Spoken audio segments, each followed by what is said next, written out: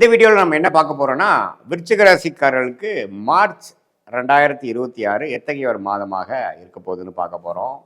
Scientific வேதிக் astrology முறையில் எதையும் மிகைப்படுத்தாமல் உள்ளதுள்ளவாறு எதையுமே பரிகாரங்கள் அது மாதிரி மூடநம்பிக்கையில் போகாமல் எந்த கிரகம் எப்படி இருந்தால் எது மாதிரி ஒரு தாக்கத்தை கொடுக்கும், அடுத்து வரக்கூடிய காலகட்டங்கள் எது மாதிரி திசையில் நம்ம வாழ்க்கையை திருப்ப போகிறது, நம்மளுடைய பிராப்தங்கள் என்ன, கோச்சார அமைப்பு ஆண்டு கிரகங்கள் எப்படி இருக்கிறது, மாத கிரகத்து அமைப்பு இருக்குது, ராசி அதிபதி எப்படி இருக்கிறது பார்த்து கோச்சார் அமைப்பான ஒரு பொது பலனாகிய விருச்சிக ராசிக்கு மார்ச் 2026 இந்த வீடியோவில் நம்ம எப்படி பலன் இருக்குன்னு பார்க்க போகிறோம். இப்போ பாருங்கள், விருச்சிக ராசிக்கு குரு அஷ்டமத்திலே நீடித்திருக்கிறார். மார்ச் மாதம் முழுவதும் சனி 5ஆம் இடத்திலே நீடித்திருக்கிறார். 4ஆம் இடத்துல ராகுவும் தொழில் ஸ்தானமாகிய 10ஆம் இடத்துல கேதுவும் இருக்கிறார். ஸோ இது மாதிரியான ஒரு அமைப்பு, ஆண்டு கிரகத்தின் அமைப்புகள் இப்படி இருக்கிறது. அதே சமயத்தில் மாத கிரகமாகிய ராசி அதிபதி ஆகிய செவ்வாய் பார்த்தீங்கன்னா மாத ஸ்டார்டிங்கிலிருந்தே 4ஆம் இடத்துலேருந்து 10ஆம் இடங்கிற தொழில் ஸ்தானத்தை பார்க்குறாரு. படிப்படியாக மாதம் முழுவதும் பார்த்தீங்கன்னா சூரியன் ராகு செவ்வாய் சேர்க்கை வருகிறது. அதே சமயத்தில் சுக்கிரன் பார்த்தீங்கன்னா 5ஆம் இடத்துல இருக்கிறார், அவர் தப்பிச்சிட்டார். ஸோ என்னதான் சூரியன் ராகு செவ்வாய் அவிட்ட நட்சத்திரம் சதய நட்சத்திரம் கிட்ட நடக்கும் பொழுது குருவின் பார்வை கொஞ்சம் நிவர்த்தியை கொடுக்குறார், 50% நிவர்த்தியை கொடுக்குறாரு. பட் என்ன இருந்தாலும் விருச்சிக ராசிக்காரர்கள் தொழில் ரீதியான விஷயத்தில், தாயாரின் உடல்நல விஷயத்தில், இடம் வீடு வண்டி வாகனம் விஷயத்தில் நம்ம கேர்ஃபுல்லாக இருக்க வேண்டிய, முக்கியமாக அந்த அனுஷ நட்சத்திரம், விசாக நட்சத்திரம், கேட்ட நட்சத்திரத்தை, அந்த 3 நட்சத்திரத்தில் அதிகமான ஒரு பாதிப்பு பார்த்திங்கன்னா உங்களுக்கு அனுஷ நட்சத்திரக்காரங்க, சனியின் நட்சத்திரக்காரங்களுக்கு ஒன்றுமே கொஞ்சம் இருக்குது. ஸோ அதனால் இந்த விருச்சிக ராசிக்காரர்கள் எல்லாரும் பார்த்திங்கன்னா அந்த தொழில் ரீதியான, வேலை ரீதியான, வண்டி வாகனம் ரீதியான, தாயார் ரீதியான விஷயத்தில் கொஞ்சம் கேர்ஃபுல்லாக இருக்கணும். எடுத்தமா கவுத்தமானு பண்ணக்கூடிய அமைப்புகள் கரெக்டாக வராது. ஏன்னா ஒரு வீடே வாங்குறீங்க, ஒரு இடமே வாங்குறீங்க, ஒரு விஷயத்துக்கு நீங்கள் போகிறீங்க, ஒரு ஆஃபீஸ் ஷிஃப்ட் பண்ணுறீங்க, எதாக இருந்தாலும் அங்கே எது மாதிரி விஷயங்கள் இருக்குது, அதில் என்ன குறைகள் இருக்குங்கிறது தீர்க்க விசாரித்து, அதே மாதிரி ஒரு இடம் மாற்றம், ஒரு தொழில் பண்ணுறீங்க, ஒரு இன்வெஸ்ட் பண்ணுறீங்க, ஒரு பொருளை வாங்குறீங்க, விற்கிறீங்க, எல்லாத்துலேயுமே ஒரு தெளிவு தேவைப்படக்கூடிய ஒரு மாதமாக 2026 மார்ச் மாதம் கட்டாயம் வருகிறது.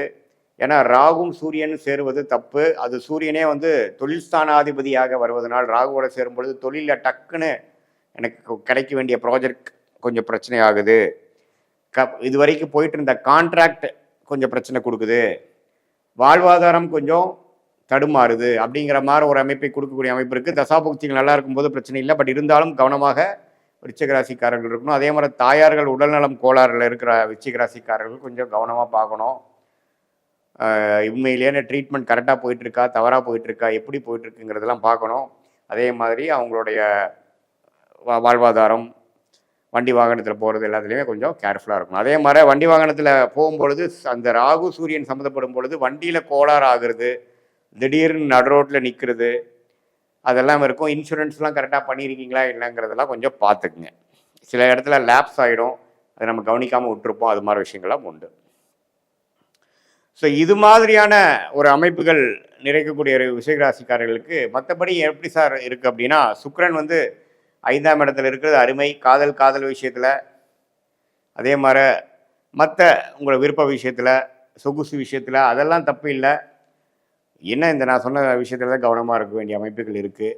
மற்றபடி குருவின் பார்வை 2ஆம் இடத்திலும் 4ஆம் இடத்திலும் 12ஆம் இடத்துல இருக்கிறனால விரயங்களுக்கு பிரச்சனை இருக்குது. விரயங்கள் பயங்கரமாக வரவு மேலே செலவுகள் நின்று கொண்டே இருக்கும்.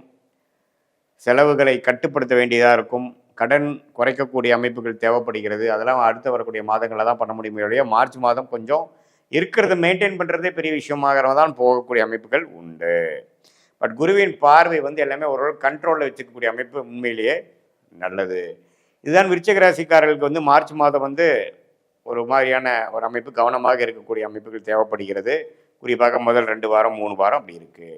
இது பொதுவான பலனை தவிர உங்களுடைய ஜென்ம ஜாதகத்தில் நீங்கள் எந்த பிறந்த தேதியில் பிறந்தீங்க, எந்த பிறந்த நேரத்தில் பிறந்தீங்க, எந்த ஊரில் பிறந்தீங்கிறத வைத்து உங்களோட ஜாதகத்தை போட்டு நீங்கள் என்ன லக்னத்தில் பிறந்தீங்க, நீங்கள் கேட்டை நட்சத்திரம், அனுஷ நட்சத்திரம், விசாக நட்சத்திரத்தில் எந்த நட்சத்திரத்தில் பிறந்திருந்தாலும் உங்களுடைய லக்னம் என்ன, லக்னாதிபதி எப்படி இருக்கிறார், தசை என்ன, தசாபுக்தி என்ன போய்கொண்டிருக்கிறது, இந்த ரசநாதனும் புக்திநாதனும் நாம் இப்போ சொன்ன கோச்சாரத்தில் எப்படி போகிறாருங்கிறது நாம் பேசின இந்த பொது பலனையும் தசாபுக்தியான துல்லிய பலனும் சேர்த்து வைத்து பார்க்கும் பொழுது ஒன்றுமே நம்மளுடைய கர்மா எப்படி செயல்படுகிறது, நம்மளுடைய துறை எந்த துறையில் நம்ம போகிறது நல்லது, எந்த நேரம் நமக்கு யோகமாக இருக்கிறது, எந்த நேரம் நமக்கு சரியில்லை,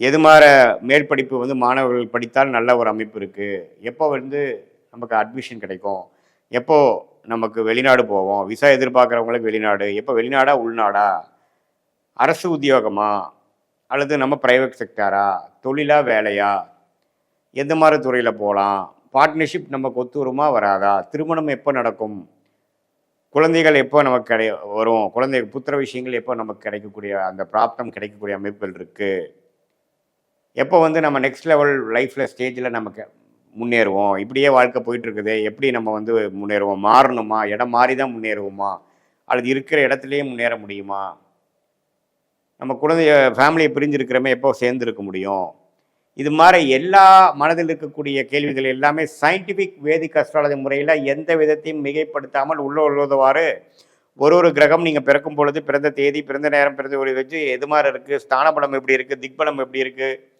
திருக்பலம் எப்படி இருக்குது அப்படிங்கிறதெல்லாம் துல்லியமாக பார்த்து அதன் பிரகாரம் கோச்சார அமைப்பையும் சேர்த்து அது மூலமாக நம்ம எந்த அமைப்பு எந்த மாதிரி திட்டங்கள் தீட்டணும், நமக்கு என்ன பிராப்தம் இருக்குது, எது நமக்கு கரெக்டாக வருங்கிறதெல்லாம் தெரிந்து அந்த தசாபுக்திகளுக்கு தகுந்த மாதிரியும் இப்போ நடக்கக்கூடிய கோச்சார அமைப்புகளையும் மிக்ஸ் பண்ணி நம்ம பார்த்து நம்ம பிராப்தத்தை நாமளே அறிந்து, எப்படி நம்ம ஒரு கூகுள் மேப் வந்து நம்மளுடைய போகும் இடத்தை போய் காட்டி கொடுக்குது, எவ்வளோ டிஸ்டன்ஸ் இருக்குது, என்னென்ன மாதிரி வளைவுகள் இருக்குது, எப்படி நமக்கு ரூட் மேப் என்ன அப்படிங்கிறது காட்டுதோ, அதே மாதிரி உண்மையான சயின்டிஃபிக் வேதிக் அஸ்ட்ராலஜி ஜோதிடம், இந்திய வேத ஜோதிடத்தோட அடிப்படையான அறிவியல் சார்ந்த சாஸ்திரத்தை கரெக்டான முறையில் சரியான முறையில் அதை பயன்படுத்தி தேவையான டைமில் மட்டும் பயன்படுத்தி எல்லா டைமும் பார்க்காமல் எப்போ நமக்கு குழப்பங்கள் இருக்கோ, எப்போ நமக்கு தெளிவு பெற இல்லாமல் இருக்கிறோமோ, தெளிவு தேவைப்படுகிறதோ அந்த சமயத்தில் மட்டும் நாம் அதை யூஸ் பண்ணி அது மூலமாக சில கிளாரிட்டியை பெற்று அது மூலமாக வாழ்க்கையில் நம்ம எந்த ஒரு பிரச்சனையிலையோ எது மாதிரி ஒரு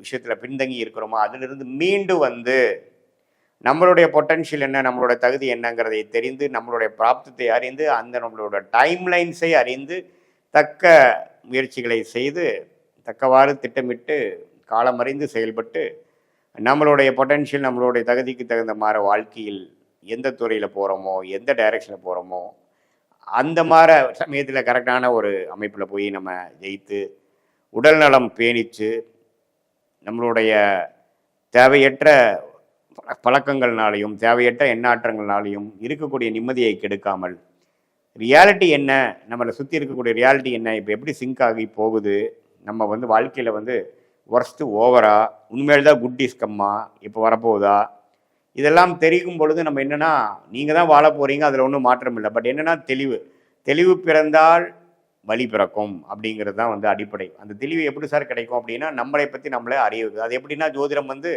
உங்களுடைய கர்மாவை சொல்லி உங்களுடைய நேச்சரை சொல்லி உங்களுக்கு எந்த விஷயம் ஃபார்ச்சுனேட்டாக இருக்குது, எந்த விஷயம் வந்து எப்போ கைகூடும், எந்த டைரெக்ஷனில் போகிறது தவறு, எந்த டைரெக்ஷன் நமக்கு நல்லதுங்களாம் தெரிந்து அது மூலமாக சரியான நேரத்தில் சில விஷயங்களை செய்து திட்டமிட்டு செயல்பட்டு வாழ்க்கையில் எளிதில் வெற்றி பெற முடியும் என்று சொல்ல விரும்புகிறேன். கடவுள் அருள் டிவியை பார்த்தமைக்கு நன்றிகள். மேலும் இது போன்ற தகவல்களை தெரிந்து கொள்ள கடவுள் அருள் டிவியை சப்ஸ்கிரைப் செய்யுங்கள். மறக்காமல் பெல் ஐக்கானை கிளிக் செய்யுங்கள்.